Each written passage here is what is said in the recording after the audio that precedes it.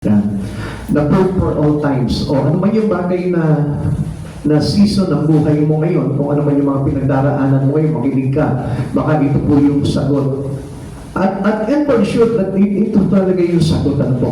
At alam ko po na ito po talaga yung sagot. At kailangan po talaga makakonect po tayo dito talaga.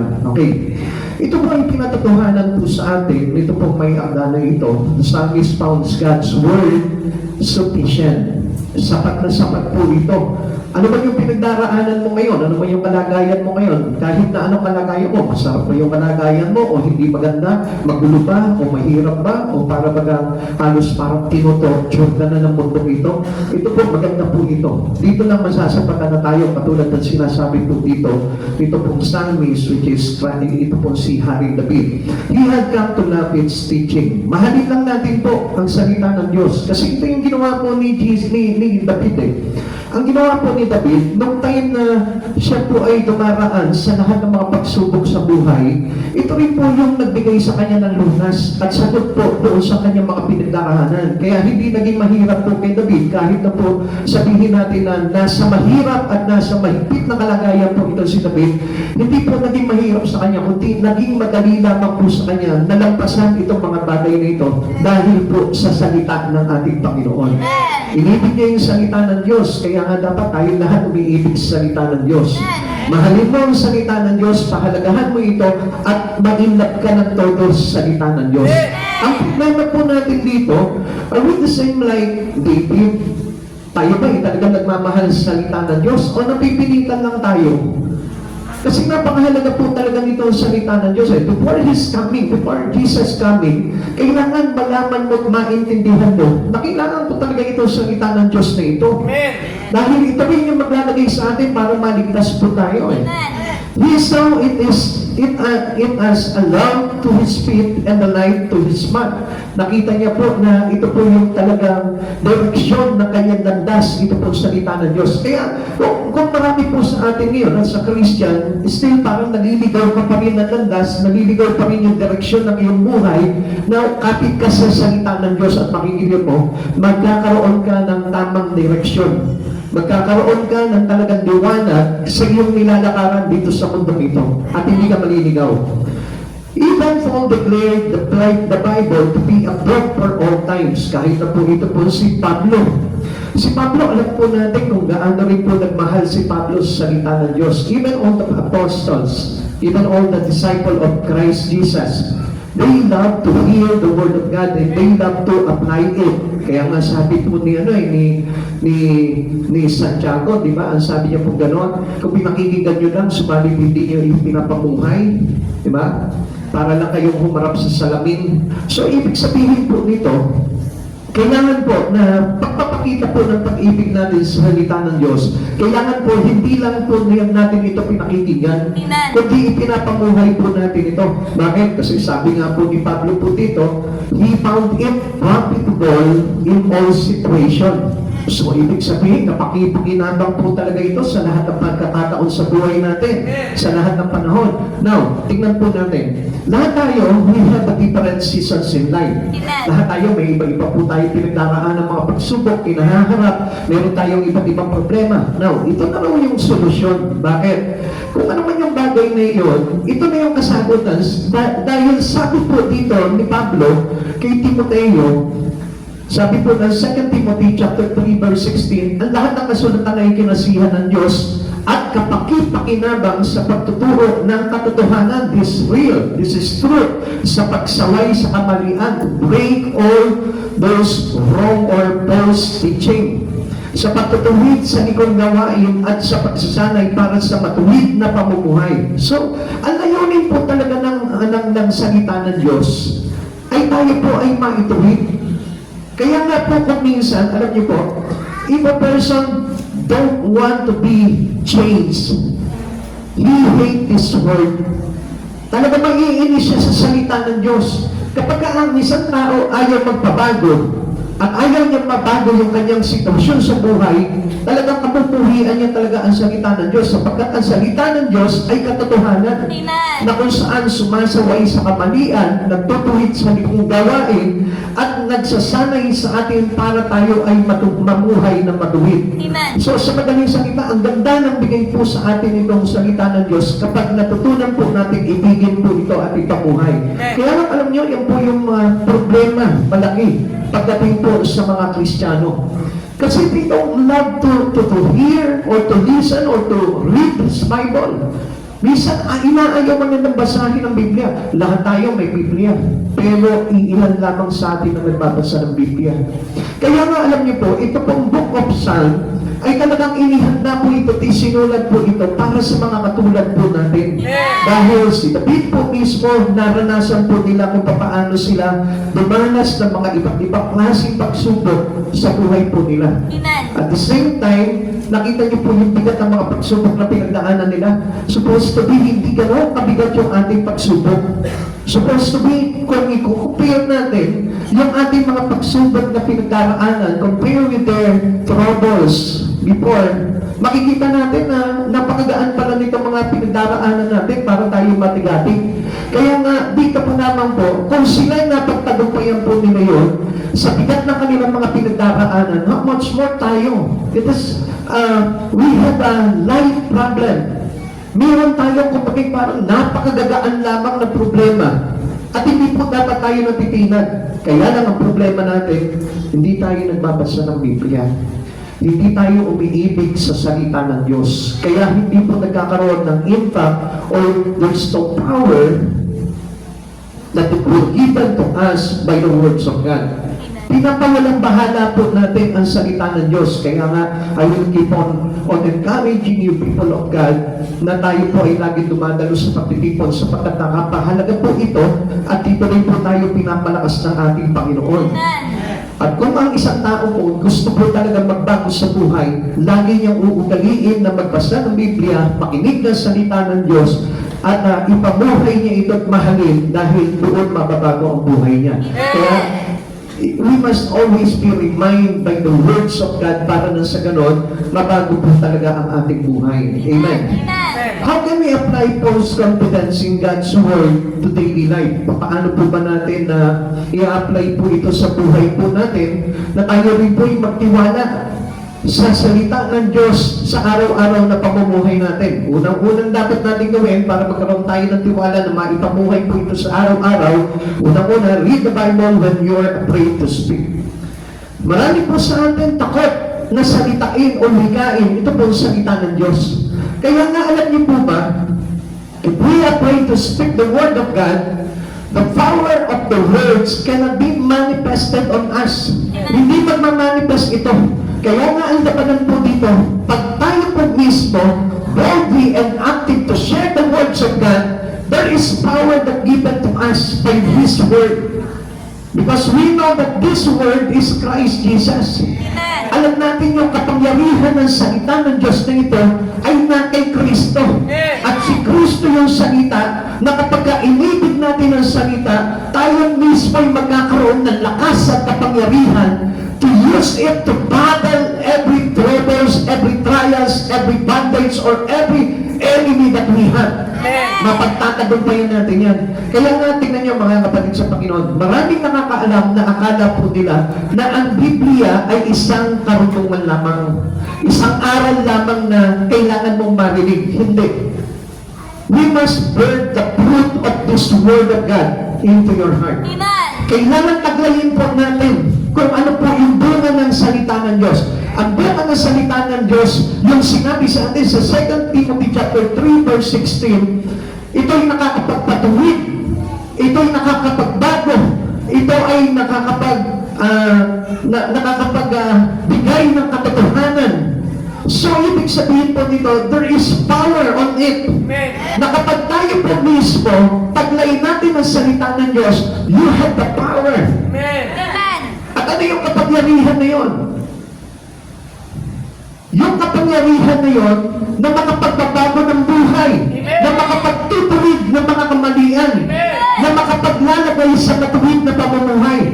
Yun yung kapangyarihan na yun. Ngayon, kung tayo po mismo mismo, taglay po natin yung salita ng Diyos, and we're not afraid to speak the word of God into others.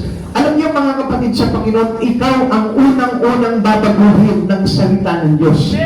Ikaw ang unang-unang aayusin ng salita ng Diyos. Kaya there is no reason for us, there is no exemption for us not to tell the truth into anybody.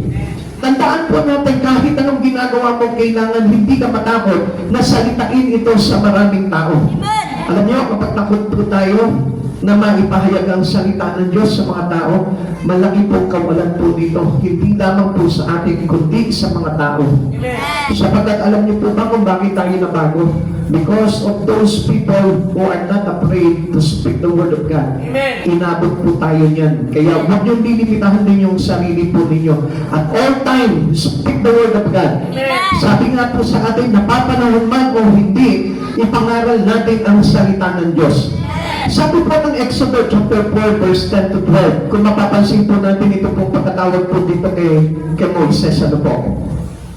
Sinabi ni Moises kay Yahweh, Panginoon, sa mulat mo na pa'y hindi po ako mahusay magsalita, bagamat nangusap ka na sa akin hanggang ngayon, pautal-utal pa rin ako kung magsalita. Sabi ni Yahweh, sino ba ang may gumagawa ng bibig ng tao? Sino ang may kapangyarihan para maging bingi o pipi ang isang tao? At sino rin ba ang nagbibigay ng paningin at nag-aalis dito?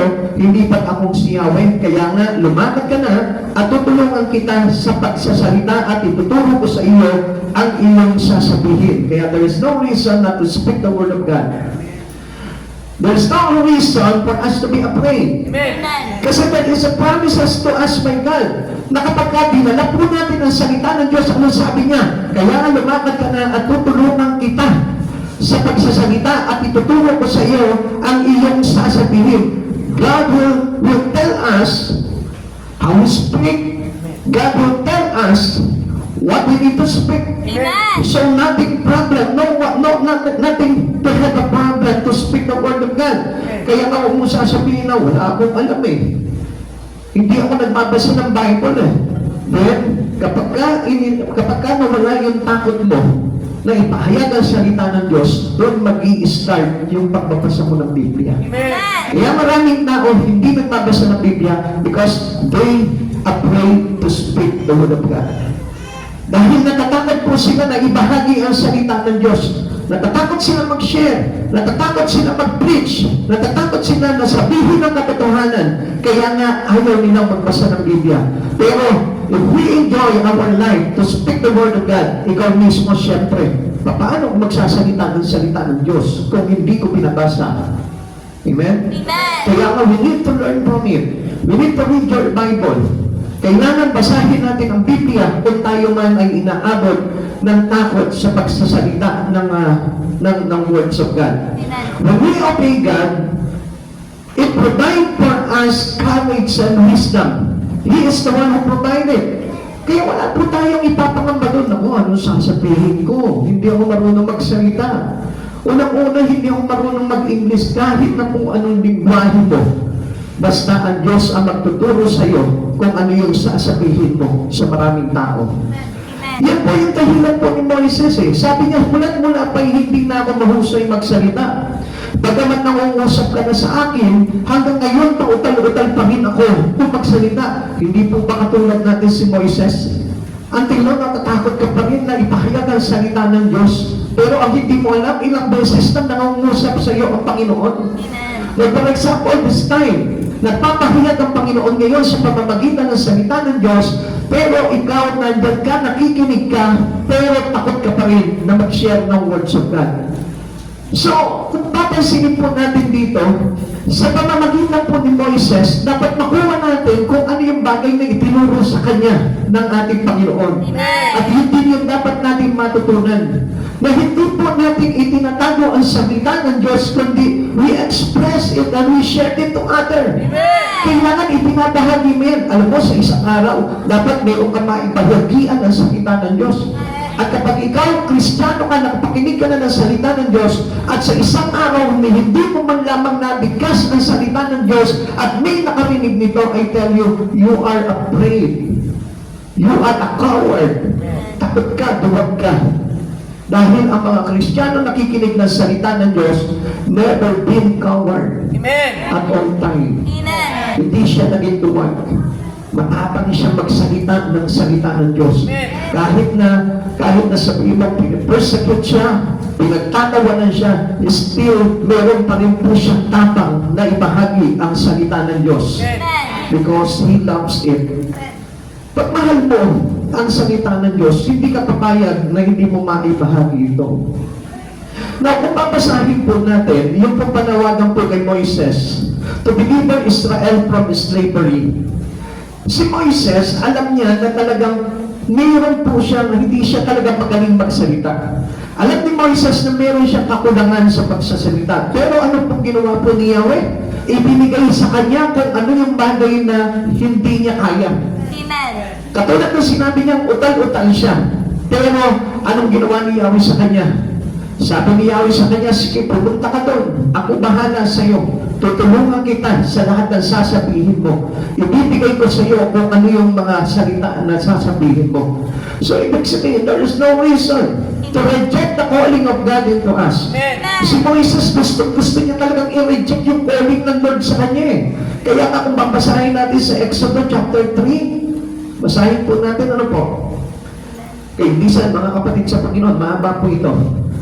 Samantalang mula nang tumira si Moises sa Madian, siya ang nag-aalaga ng kawan ng biyenan niya si Jethro. Minsan, itinataboy niya ang kawan sa papagtas ng disyerto at nakarating siya sa Horeb, sa bundok ng Diyos. Doon ang anghel ng Panginoon ay nagpakita sa kanya, parang liga sa gitna ng isang mababang punong kahoy. Kita-kita ni Moises na nagliliyap ito, ngunit hindi nasusunog. Kaya nasabi niya sa kanyang sarili, katakataka ito.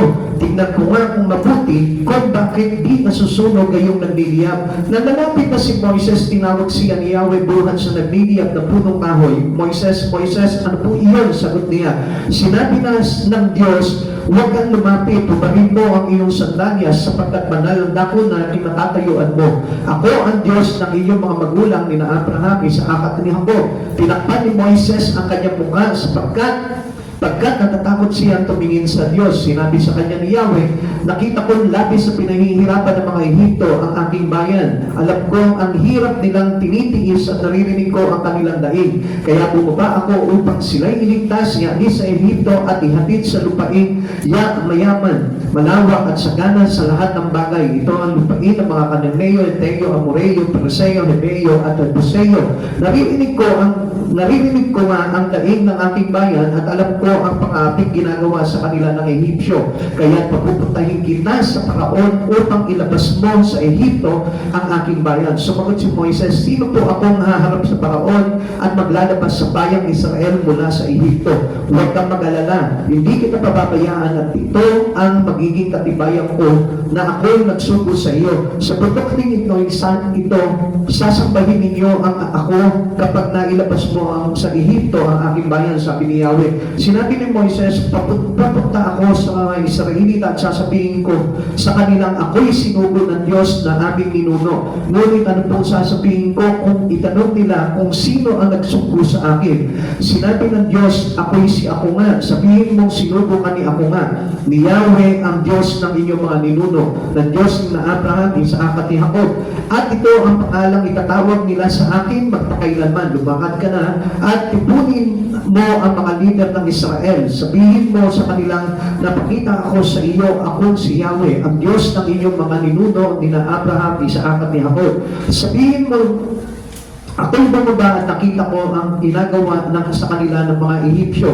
Dahil dito iaalis ko sila sa bansang ito, iyon na nagpapahirap sa kanila. Dadalihin ko sila sa mayaman at masaganang lupain ng mga Kananeo, ng mga Heteo, ng mga Amoreo, at ng mga Pereseo, at ng mga Hebeo, at ng mga Jebuseo.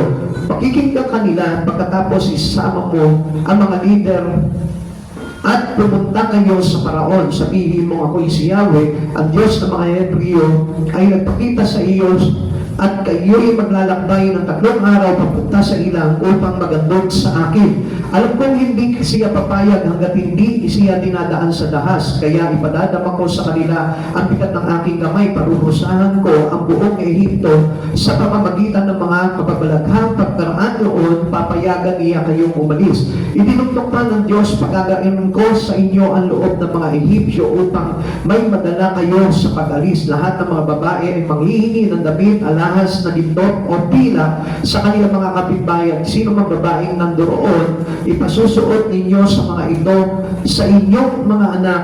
Sa ganitong paraan, masasamsam ang ari-arian ng mga Ehipsyo. Now, kung mapapansin po natin dito, hindi nakalusot po talaga ito po si Moises. Once na ang Lord, tinawag tayo, wala tayong reason para tumanggi. Kaya sa panahon po natin ngayon, alam nyo, marami po tao ngayon, maraming Kristiyano po ngayon, hindi na sila natatakot ngayon na tumanggi sa Panginoon. Pero alam niyo po ba, ang Panginoon, ayaw na tumatanggi po tayo. Sapagkat ang Diyos po mismo, inatasan po tayo, tinawag tayo, pinili tayo sa karamihan, and that was our privilege to be chosen by God para sa isang bagay na kung saan layunin at plano ng Panginoon. Kaya nga mga kapatid sa Panginoon, we are here today just to declare or just to speak the word of God to others. Pagkutip po tayo Kaya tayo nag-aaral ng salita ng Diyos para ibahagi yung salita ng Diyos sapagkat ang layunin ng Diyos ay palayain ang mga nandoon sa pagkakaalipin ng kaaway. Kaya mga kapatid sa Panginoon, we are the same Moises. Tayo katulad din po ni Moises. Kaya nga, ibigay niya sa atin ang salita niya para na sa ganon tayo din po ay maging instrumento ng pagliligtas ng Diyos sa mga tao. Moses felt incapable, not a good speaker. Ganyan din po tayo, hindi po ba? Siguro masasabi po natin hindi ako ganun kagaling. Pero alam nyo, meron naman pong iba naman, vice versa, meron nagsasabing magaling sila, pero hindi naman nila magamit yung sarili po nila para ibahagi ito para doon sa mga inaalipin pa rin ng kasalanan ay makalaya. Kaya nga napakalaki ng ating gampanin sa Diyos kapag tayo po'y nakakilala na sa Panginoon. Alam po ba natin yung mga kapatid sa Panginoon? Come on, tingin po kayo dito. Mga kapatid sa Panginoon, kaya po tayo tinawag ng Panginoon not only to be a Christian. Minsan proud na tayo na tawagin tayo mga Kristiyano At hindi po yun ang kailangan natin. Ang kailangan natin is to become an instrument of God. Para tayo din po mismo ay magamit ng Panginoon para iligtas ang lahat ng mga nasa pag-aalipin ng kasalanan. We're also called to deliver people from bondage. Now, alam nyo, kaya nga po tayo kumisan, tingnan nyo tayo mismo, Kristiyano na, meron pa rin tayong takot. Takot pa rin po tayo sa mga problema dumarating sa buhay po natin. Amen tayo diyan. Come on, sabihin mo sa katabi mo, ikaw ba? Ikaw ba? Naniniwala ka? Naniniwala ka? Na isa kang takot. Na isa kang takot. Kasi dumarating na sa atin yung dumarating na sa atin yung salita ng Diyos, ipinapahayag na sa atin yung salita ng Diyos, pero hindi pa rin po natin alam how to respond into our problem. Amen. Kung minsan alam nyo, kapag dumating na yung pagsubok sa buhay mo, nagtatanong ka na anong gagawin ko. Kawawa naman ako. Because you are afraid to speak the word of God.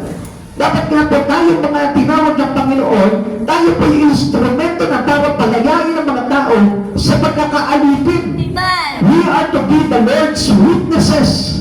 Tama po ba yun? Amen. Alam niyo mga kapatid sa Panginoon, walang may kakayanan. Walang sino man na walang kakayanan. Lahat tayo binigyan ng kakayanan. Pag tinawag ka ng Panginoon, you are a Christian and you experience to listen to the words of God, mayroon ka ng kakayanan. At yan na po yung sinabi po ni Yahweh kay Moises, o iyan, binibigay ko na sa iyo. Ang dapat mo sabihin, tuturuan kita ng lahat ng sasalitain mo. Kaya nga tayo nakikinig because this is how we trust Yahweh. Dahil alam natin na si Yahweh po yung magtuturo sa atin ng mga bagay na ito. Kaya nga mga kapatid sa Panginoon, gusto ko po na malaman po ninyo, ang buhay natin ay hindi pa church lang. Kundi ang buhay natin ay kailangan nagliligtas po tayo. Amen. But the problem is, we are afraid to speak.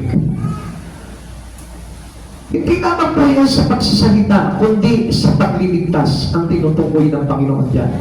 Kaya natin sinasalita ang salita ng Diyos dahil kailangan natin magligtas. Amen. So ang talagang punto, yan ang Panginoon po dito ay makapagligtas ng kaluluwa. Hindi naman para ibahagi ang salita ng Diyos, kundi magkaroon ng kapangyarihan ito na magpalaya sa mga inaalipin ng kaaway. Ano po sabi po ulit sa atin dito? We are to be the Lord's witnesses. Sabi po ng Gawa chapter 1 verse 8. Subalit tatanggap kayo ng kapangyarihan pagbabasa ninyo ng Espiritu Santo at kayo'y magiging mga saksi ko sa Jerusalem, sa buong Judea, at sa Samaria hanggang sa dulo ng daigdig. Sino ba ito? Ikaw, ako, tayong lahat na nandito ay inatasan ng Panginoon bilang mga saksi niya. Amen. Ngayon, sino magsasabi ngayon dito na hindi siya instrumento ng Panginoon? And I tell you, pag sinabi mo na hindi ako po pwede maging instrumento ng Panginoon to speak the word of God to other, I tell you, wala kang kwenta. Bakit?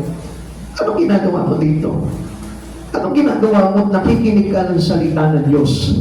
But there is no power that coming from the Holy Ghost for you to proclaim the words of God.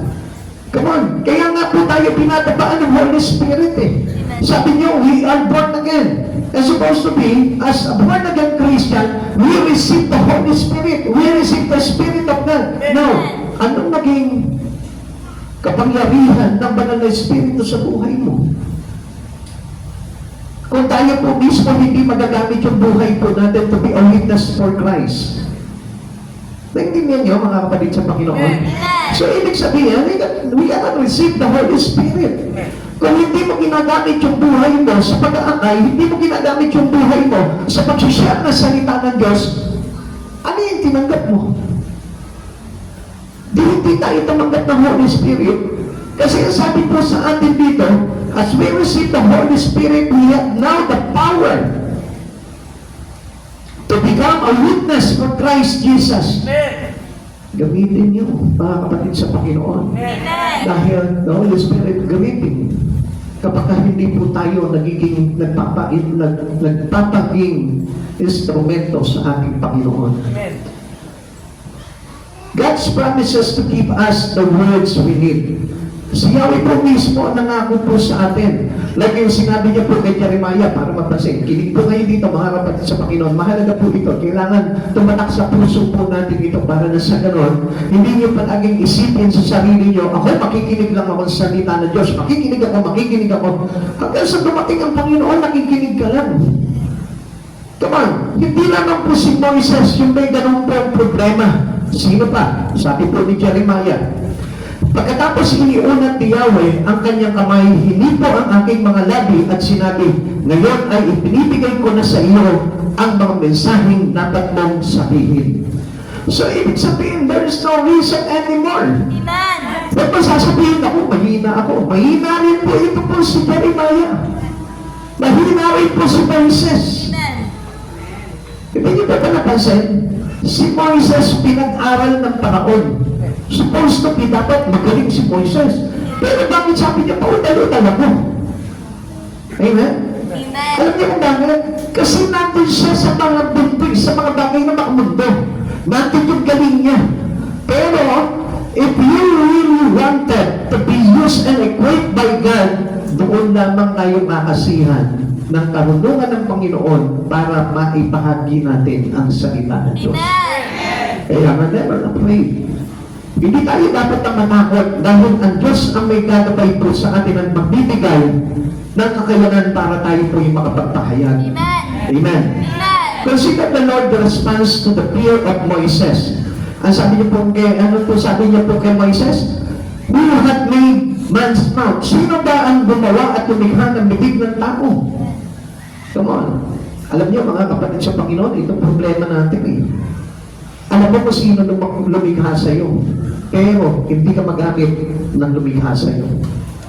Alam mo kung sino nagbigay ng buhay sa iyo. Pero hindi papakinabangan na lumikha ng buhay mo ang buhay mo. It is a prayer. Hindi tayo prayer sa Lord. Sa iba natin pinapagamit yung buhay natin. We spend a lot of time into other things and not to Jesus. It's supposed to be, dapat ibang buhay nito, pinagagamit natin sa Panginoon. Isang sabi mo nga sa katabi mo, paggamit mo naman sa Lord yung buhay mo. Paggamit mo naman sa Lord yung buhay. Hindi sinasarili itong buhay na ito na ginagamit lamang para sa kanyang sarili lamang.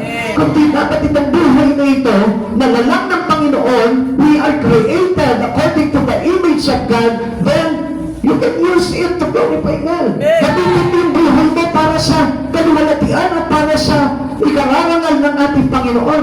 Sabi niya, I will be with thy mouth. Ako yung magiging bibig mo. Ako yung magbibigay sa iyo ng sasabihin mo.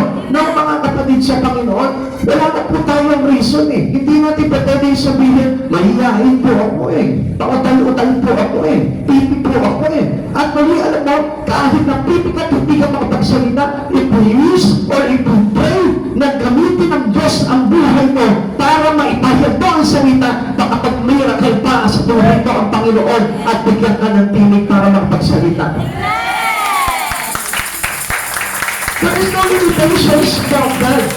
Nothing is impossible to God. Amen. Alam niyo, kahit na sabihin mo, lagi kang inaantok, lagi kang tinatamad, lagi kang walang gana, I tell you, kapag sinabi mo sa Panginoon, Lord, gusto ko magamit ang buhay mo, makita mo, hindi ka naaantokin sa church.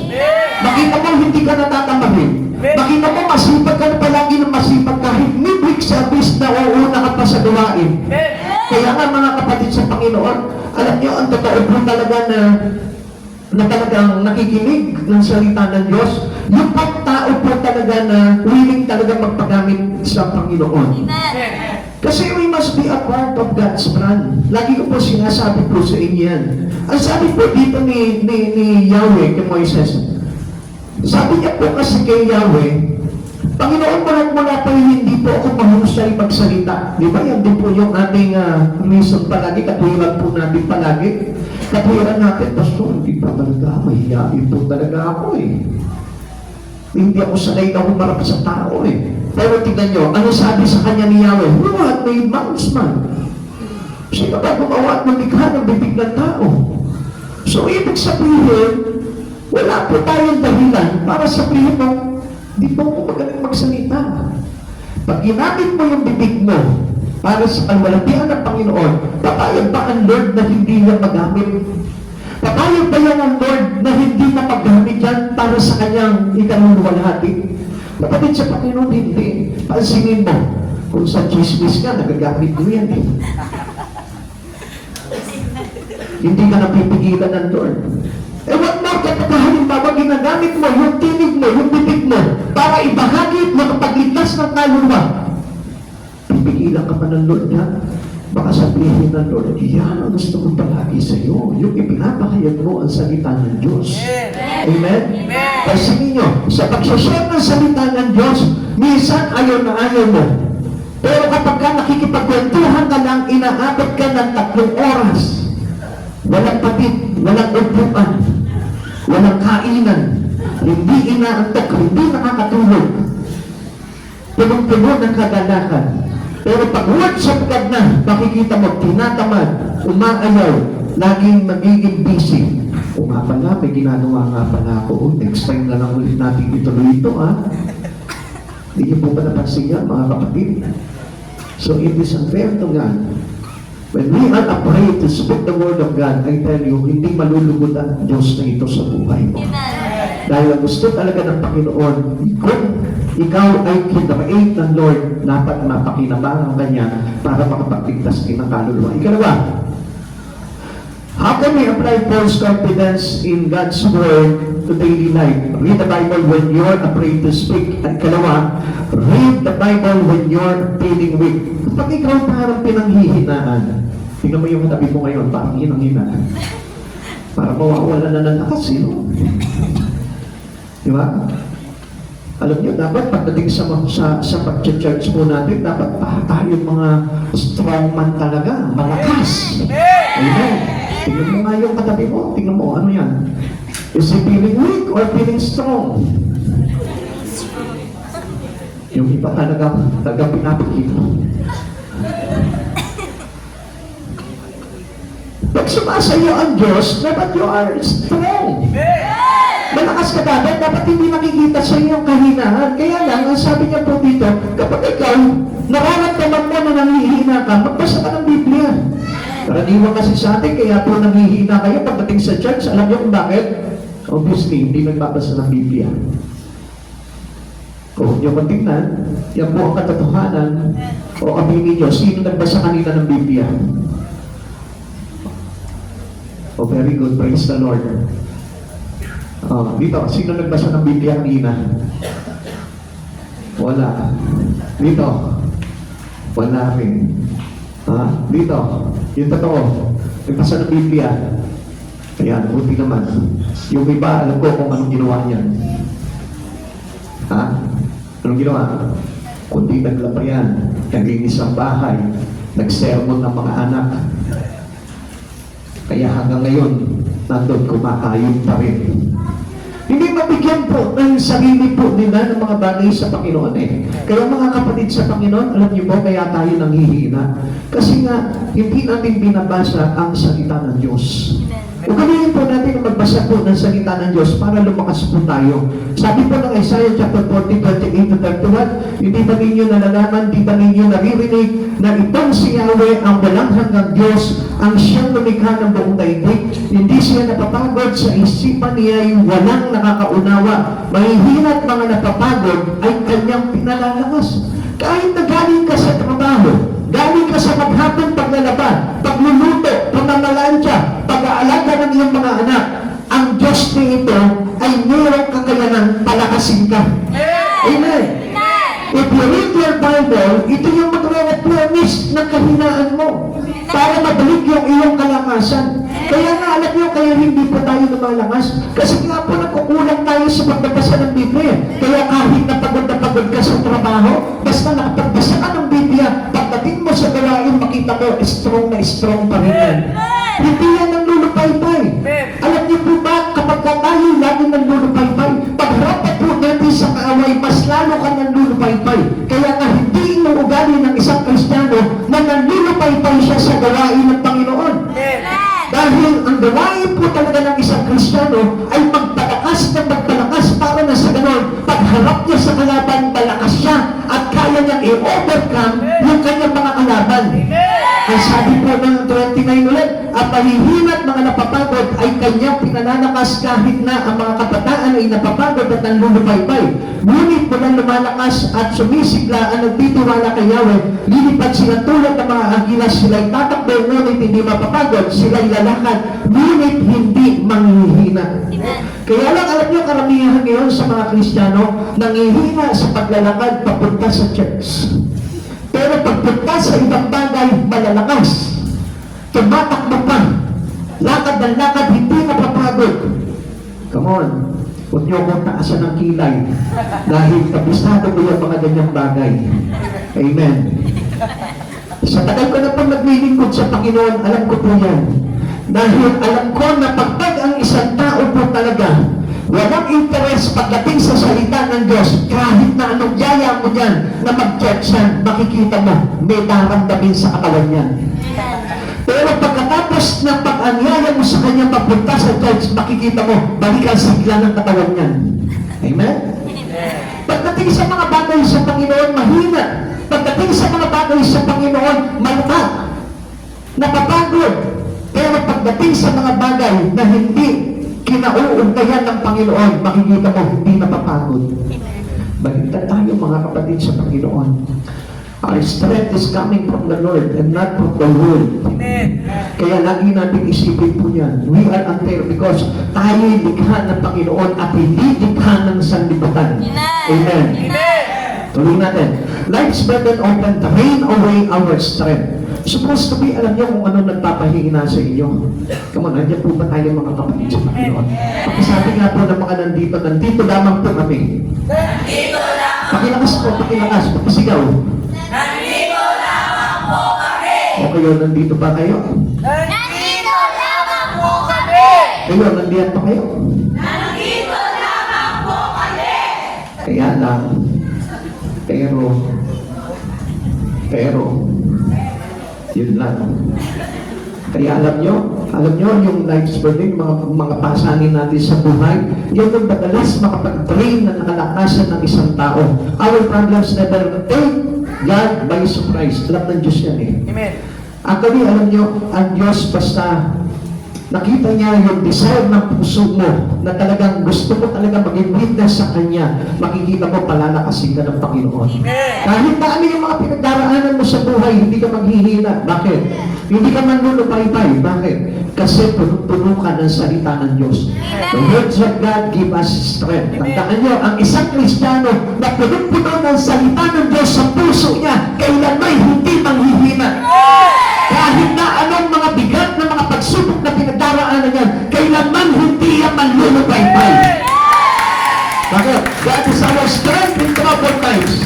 Ang Diyos po yung ating kalakasan sa kabila ng mga pinagdaraanan natin sa oras-oras. Our problem is our emotion that paralyze us to trust our God because of lack of knowledge to the Word of God. Alam niyo kung bakit po tayo nagmimisto ng talunan sa problema? Kasi yung emosyon ang pinapagana natin, not the Word of God.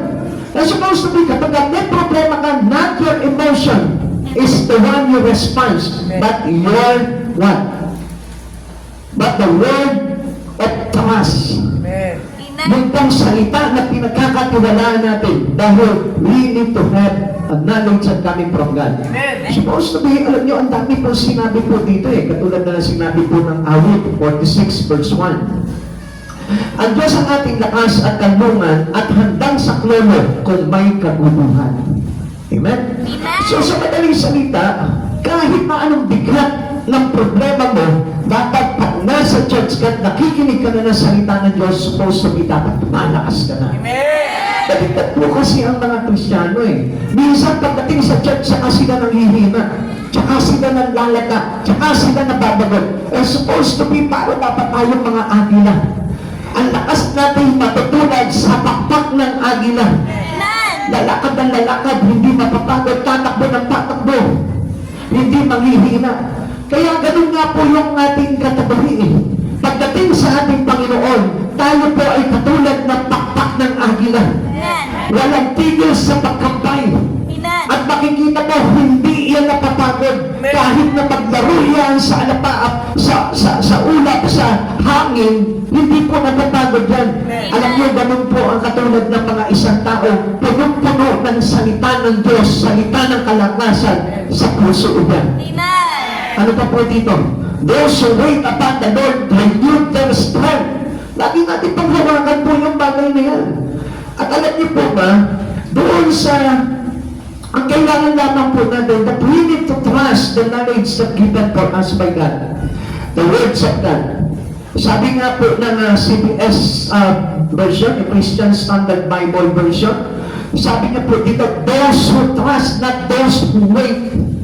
Kasi at alam po natin dito, maghintay lang tayo na maghintay. Pero alam niyo pa ba ang kailangan natin? Trust the Word of God. Pag may pagsubok ka, hindi ka dapat maghina, magtiwala ka.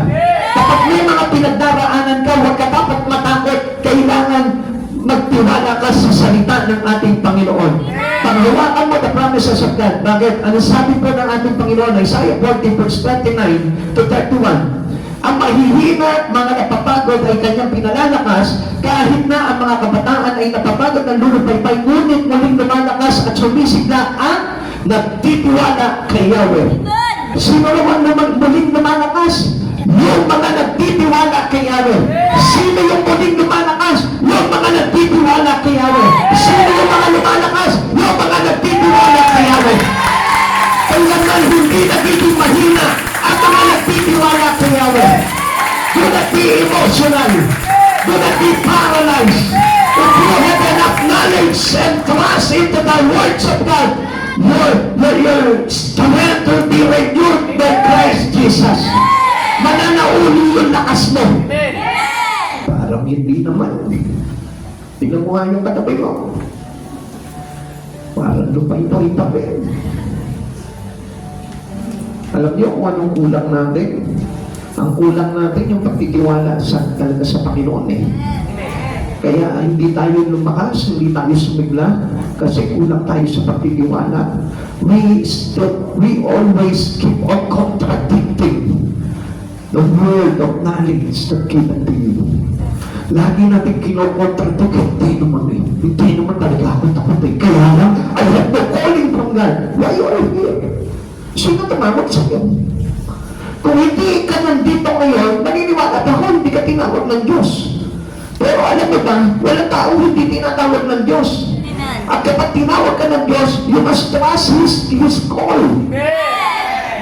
Kaya lang alam niyo, marami tayong mga dahilan sa buhay. Bakit? Because God is not the priority of you. Pero kapag priority mo ang Diyos sa buhay mo, you can trust God in your life. Kaya hindi natin mapagkatiwalaan ng Panginoon kasi iba yung tiwala natin nasa iba eh. Wala sa Panginoon. Kaya tuloy nangihina tayo. Kaya pagdating ng bagyo ng buhay, nanlulupay-pay tayo at hindi tayo makabangon. Amen. Kaya pagdating ng pagsubok sa buhay mo, maging sa pamilya mo, hindi ka na makaahon. Bakit? Kasi hindi yung pagtitiwala mo kay Yahweh ang nagiging sakat ng iyong espiritu, kundi yung takot.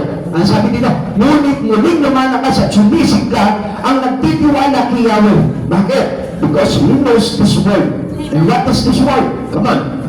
Basahin po natin. We can do all things through Christ who strengthens us. Amen. Magagawa ko ang lahat ng bagay sa lakas na kaloob nino ni Heso Kristo. Magagawa ko ang lahat ng bagay sa paanong paraan sa lakas na kaloob ni Heso Kristo. Now, how can you be defeated? Paano ka ngayon magiging talunan if you can do all things because of the strength of God? No one can defeat you. Even the enemy will not defeat you. Hindi kailanman magbabagsak ang isang taong nagtitiwala kailanman kay Heso Kristo. We can do all things when we trust Christ Jesus. Kung may tiwala ka kay Heso Kristo, kailanman hindi ka magagamit. Kung may tiwala ka kay Heso Kristo, kailanman hindi ka manghihina. Kung may tiwala ka kay Heso Kristo, kailanman hindi ka matataboy ng kaaway. Mananatili ka, malakas, nakatayo kay Heso Kristo. Because Jesus is our strength, and no one can be defeated because of Christ Jesus is in us. Who can be against us Amen. if Jesus is with us? Kung si Jesus ay nasa atin, sino ang laban sa iyo?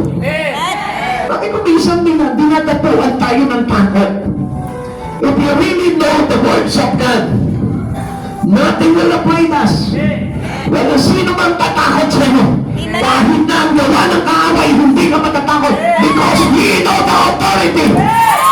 And that authority is when a person and a Christian trusting the words of Jesus.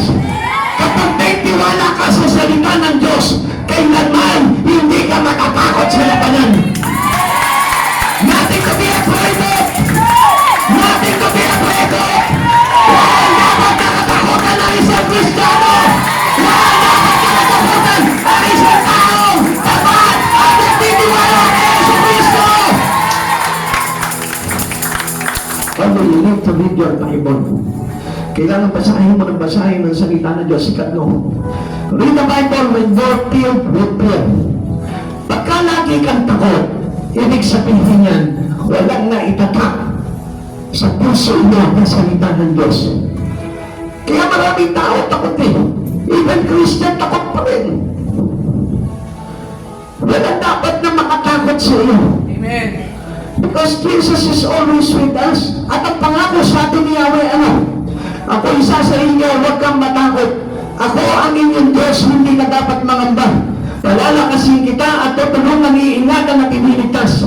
Lahat ng may galit sa iyo ay mapapaya at mamamatay ang sinumang lumalaban sa iyo. When you trust the word of God, no one, walang kahit na sino ang laban sa iyo. Hindi magtatagumpay ang kumakalaban sa iyo. If you trust Jesus, if you trust the Lord. Kasi ang pangako sa atin ni Yahweh, lahat ng may galit sa iyo ay mapapaya at mamamatay ang sino man lumalaban sa iyo. Hahanapin niyo sila, ngunit hindi na makikita. Mawawala na sila ng lubusan dito sa lupa. Ako si Yahweh na inyong Diyos ang magpapalakas sa inyo. Ako ang nagsasabi, huwag kayong matakot, tutulungan mo kayo. Pagawa mo yung salita ng Diyos. If God is with us, who can be against us? Amen. Kaya nga, walang sino man ang lalaban sa iyo if he knows that you trust the words of God. At wala kang dapat na ikatakot. Amen. Basta tayuan mo lamang yung salita ng Diyos, makikita mo, lahat ng mga kalaban mo, ipabagsak ng Diyos yan. Tandaan mo ang salita na ito, sapagkat si Yahweh ang nagsabi niyan, lahat ng may galit sa iyo ay mapapaya at mamamatay ang sino man lumalaban sa iyo. I will keep on holding on the promises of God in me. Amen. Kaya ako nga po pinanghahawakan ng salita ng Diyos eh. Kaya nga, kahit na ang kaaway, hindi dapat tayo matakot sapagkat alam ng Diyos na ito kung sino talaga yung nagtitiwala sa kanyang salita. Keep on reading your Bible. Napakahalaga niyan at napakalaki na maitutulong niyan sa buhay mo. Amen. Especially kapag dumaraan ka sa mga pagsubok ng buhay at kapag ikaw ay naliligaw ng landas, just read the Bible. Kaya nga ako, alam niyo, hindi ako hanga sa mga tao na ayaw maglingkod sa Lord. Ang hinahangaan ko talaga, yung mga tao na kayang magbigay ng buong buhay sa Panginoon. Amen. Yung mga tao na kayang iwanan ang lahat ng bagay para sa kalwalatian ng Diyos. Bakit? Because they trust Lord Jesus. Amen. Because they trust the promise of God in them. Pero faith are opposite. Faith overcomes fear. Kung may pananampalataya ka, sana hindi ka natutuwag. Kung may pananampalataya ka, sana hindi ka nanlulupaypay. Kung may pananampalataya ka, sana hindi ka laging takot. The Bible is the source of faith. Kapag nagbabasa ka ng Biblia, matatanggal lahat ng takot mo. Bakit? Mapapalitan ng pananampalataya kay Kristo. Romans chapter 10 verse 17. Kaya ang pananampalataya ay bunga ng pakikinig at ang pakikinig naman ay bunga ng pangangaral tungkol kay Kristo. Huwag mong tutulugan ang pangangaral ng salita ng Diyos. Lagi ka dapat gising at lagi mo tinatanggap lahat ng aral na ipinapahagi sa iyo ng Panginoon. Sapagkat ito yung magiging sandata mo laban sa mga tumatakot sa iyo. Kaya kung hindi kaya kung tayo po, hindi tayo madalas na nagsa-church, manghihina po talaga tayo. Sapagkat sa church, doon ipinapahagi ng todo ang salita ng Diyos at kinakasihan ng matinding kapangyarihan ng ating Panginoon Jesucristo. Kaya nga alam niyo, kapag tayo po nagpa-church at bukas palagi yung puso natin at nakapokus palagi tayo sa pakikinig ng salita ng Diyos, paglabas mo ng church na ito, you are strong enough as a Christian.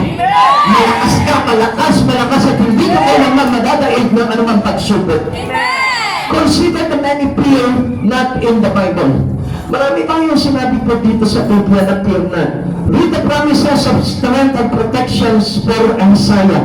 Kapag nagbabasa po tayo at nananampalataya tayo sa kanyang salita, we can have all the promises of God. Tandaan yan. Amen.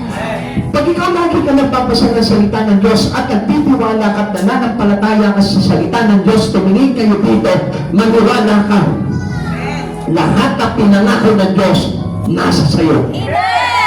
Kaya hindi natin natatanggap yung pangako ng Diyos. Alam niyo kung bakit? Kasi hindi tayo nananalig at nagtitiwala eh. Magtiwala ka sa mga pangako ng Panginoon. Lagi ka magbasa ng Biblia. Isaiah 41 verse 10. Ako isa sa iyo, huwag ka matakot. Ako ang inyong Diyos, hindi ka dapat mangamba. Palalakasin kita at tutulungan, iingatan at ililigtas. Paano ka mapapahamak? Bakit ka matatakot? Samantalang if you know these promises of God to you, kung siya ang inyong Diyos, hindi ka dapat matakot. Bakit? Kasi palalakasin ka niya. He will strengthen you. He will help you. He took care of you. And He will save you. Isa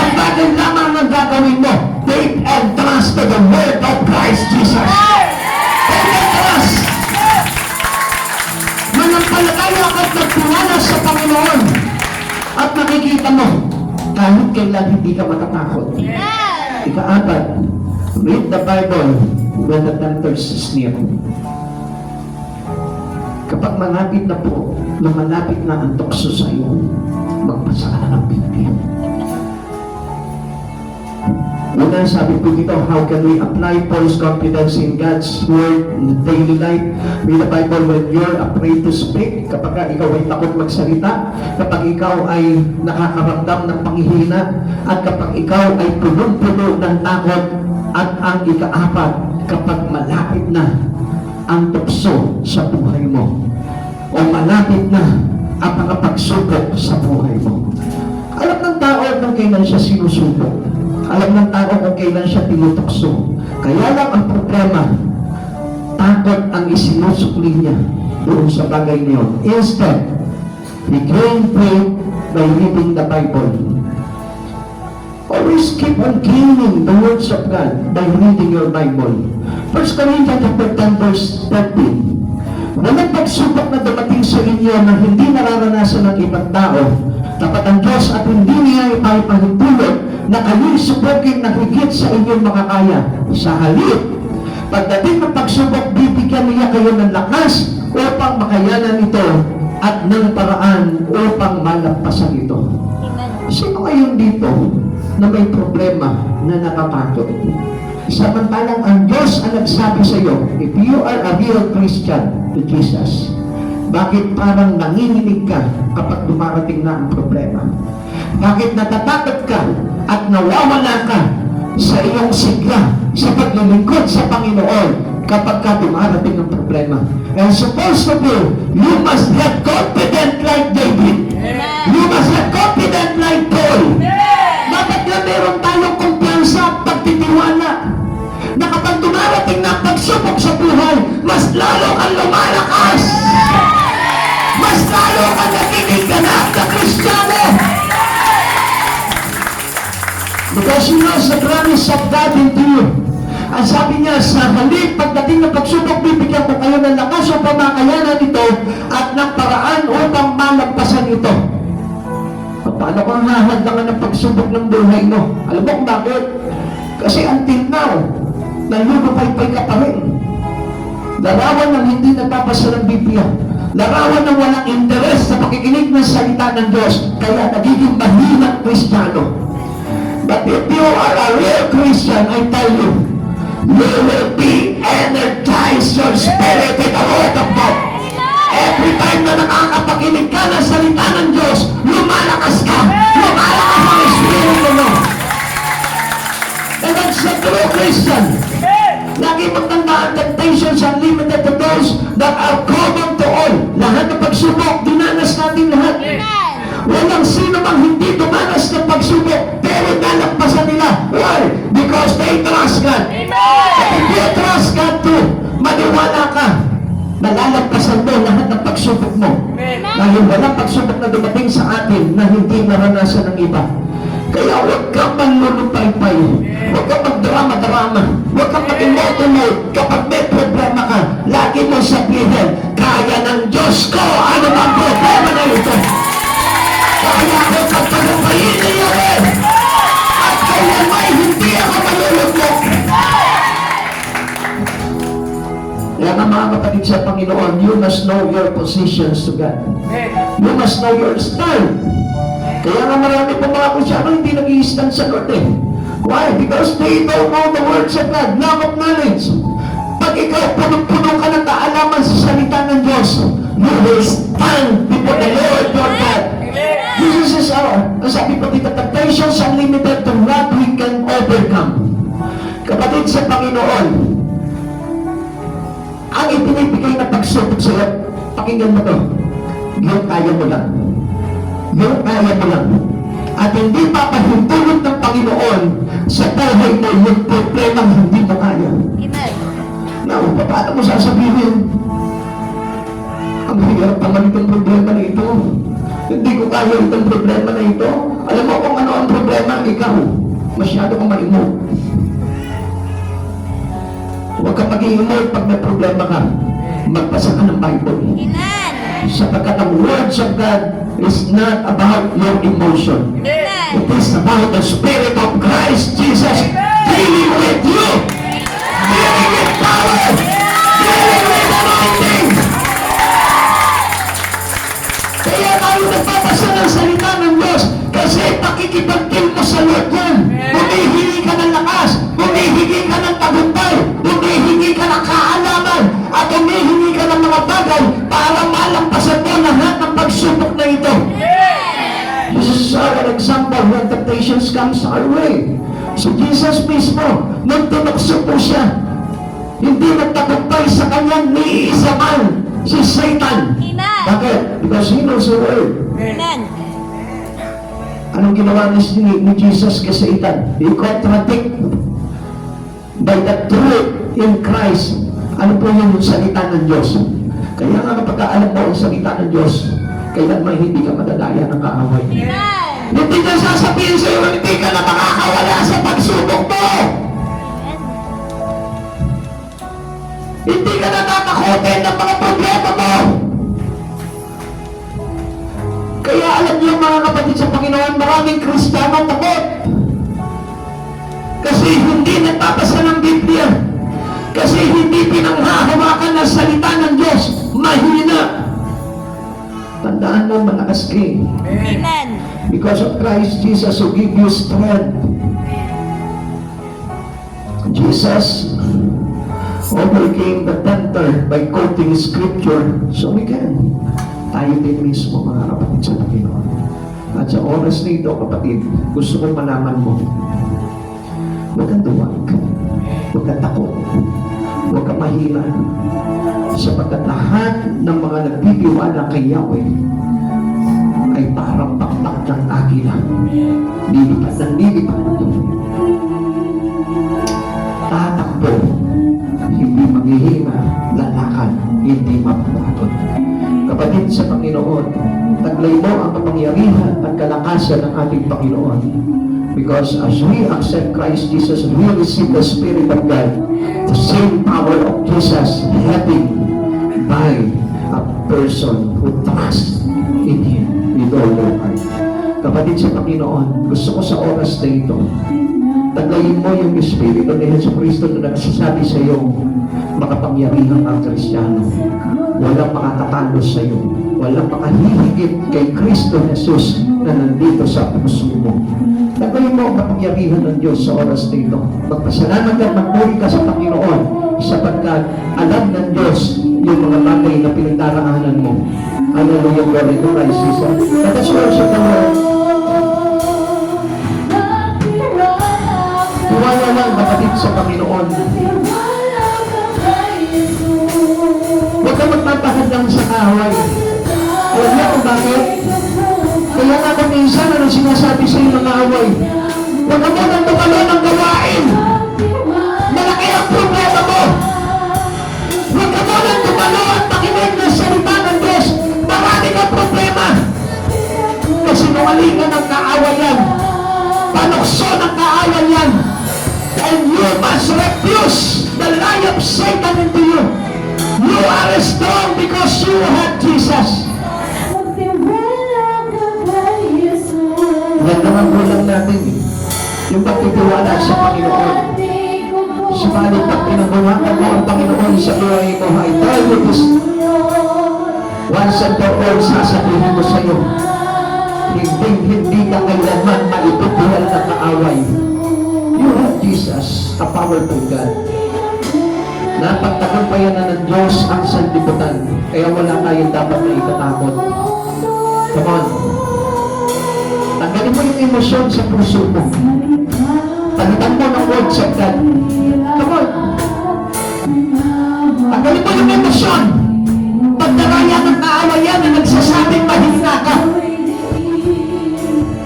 Pagdaraya ng kaawayan na nagsasabing palunan ka. Walang Kristiyano na nagtitiwala kay Yahweh na talunan. Lahat tayo man na nabumbay because we have God. Magtiwala ka!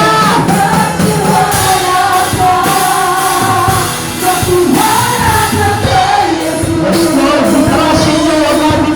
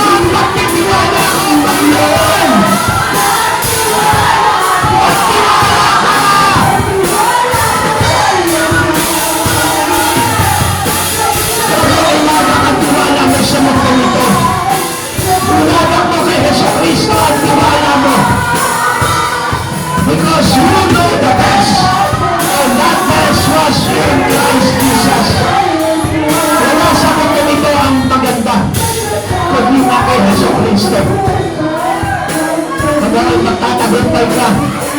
Naniniwala ako sa gabi na ito. May katagumpayan ka. Wala ng kahawa yung mga kapatid sa'yo. Sapagkat si Yesu Cristo ang tangan mo sa puso ko. We blessing you, O Lord, with all our heart. We blessing you, O Lord. Nagtitiwala kami sa salita mo, Panginoon Jesus. We bless in your given way, O Lord. We bless in your promises, O Lord. Sa minahal ang aming pagtitiwala, Panginoon. Nagtiwala kami kay Jesus. Magpapagtitiwala mo, bless.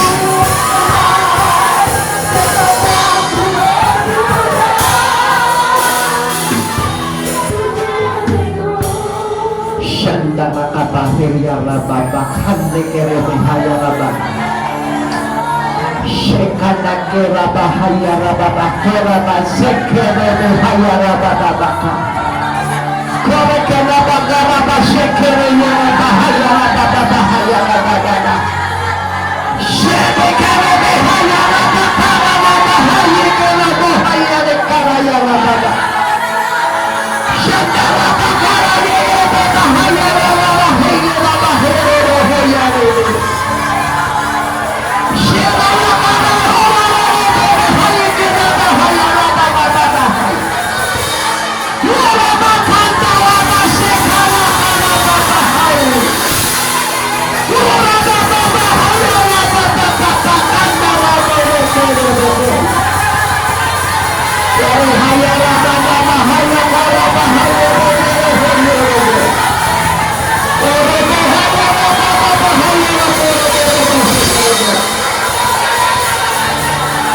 Jesus is a powerful God. Jesus is almighty God. Jesus is my strength. Jesus is a victorious God. Jesus is my Savior.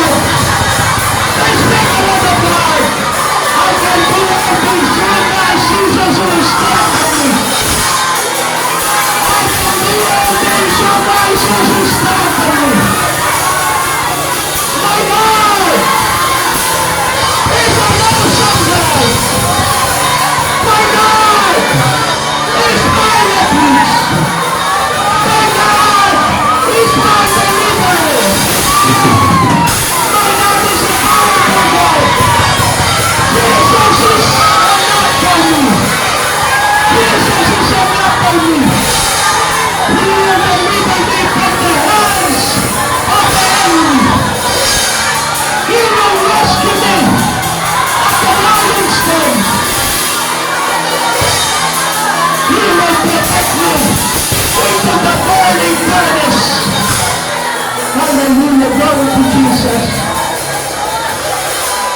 Who is Jesus, the name above all names? He is with me wherever I go. He is with us. He will not leave us nor forsake us. Lagi ko siya kasama saan man ako mapunta. Hallelujah, Jesus. Ama namin Diyos, salamat po kami sa pagpipito, Lord. Inisig mo, Panginoon, ang aming mga takot na espiritu, God. Pinalaya mo sa anumang takot, sa anumang kahinaan, sapagkat ikaw magtaglay na kalakasan nito, God. Pagmamay ka sa amin, O Lord. Kaya mo sa oras dito, Panginoon, pag-arihan mo ang puso ng bawat isa, Lord. Kahit mo, ano mga talikala nito, O God, Alam namin sa oras nito, Lord, at kami na narito ngayon, pinanaya mo na sa anumang mga pandaraya na kaaway. And we are happy to know that every one of us will be delivered by the power of your hands, O Jesus. Panginoon, maraming salamat po, Panginoong Jesus. Salamat sa iyong mga salita, Panginoon, na nagbibigay sa amin ng kalaman, kalakasan, pag-asa, pangako. Maraming salamat po sa iyo, Lord. Thank you, Jesus, for having us here in this church, O God. Kailanman hindi mo kami binitawag ka, Panginoon, sa kabila ng aming mga kamalian. Itinuwid mo ang aming landas, Panginoon, at patuloy mo kaming inaakay sa iyong katwiran. Panginoon, maraming salamat po. Protect us from the words of the enemy, O Lord. Alam namin, Panginoon, na walang magagawa ang kaaway sa buhay ng bawat isa. Panginoon, samahan mo kami sa aming mga pag-uwi, O Lord. Balutin mo po kami ng iyong banal na dugo, Panginoon. Walang isa man sa amin na narito ngayon, Panginoon. Amahan na ka ng kaaway, O God, sapagkat ikaw ang aming Diyos, ang aming kalasag. Saan man kami magpunta, Panginoon, kasama ka namin, Panginoon. You will never leave us nor forsake us, O God. Panatan mo ang aming mga sasakyan, Panginoon. Nilayunan po kami, Panginoon, sa anumang mga plano ng kaaway, Panginoon, at sa anumang masama, O God. Kaya mo, Panginoon, na manatili kami ligtas at maluwalhati kami makauwi sa aming mga tahanan. Pagpalain mo, Panginoon, ang lahat ng narito, Lord. Pagpalain mo po sila ng kasaganahan sa buhay, O God. Lord, give them a prosperous life, O God. At hayaan mo ikaw yung Diyos, Panginoon, na maging sapat sa kanilang buhay, O God. Maraming salamat po, Lord. Salamat po sa biyaya mo, Panginoon, na kakalakasan, taglayin ng bawat isa sa amin habang kami nabubuhay, O God. Lord, maraming salamat sa iyong salita, Panginoon. Salita ng buhay, salita ng pag-asa at pangako na nagmumula sa iyo. Salamat po, Panginoon. Bless this church, O God. At isang araw, Panginoon, ikaw yung Diyos na magsusupply ng lahat ng mga kailangan ng church nito, God. At maging sa bawat pamilya po namin, O God, gamitin mo po, Panginoon, ang bawat isa sa amin, Panginoon, bilang instrumento mo, Panginoon, and being a witness to you, Lord Christ Jesus. Maraming salamat po, Panginoon, sa iyo po ang dakilang kapurihan, sa iyo po namin ibinabalik ang lahat ng aming papurit pasalamat sa tanging pangalan mo po lamang. God be the highest glory in Jesus' name. Amen. God bless you.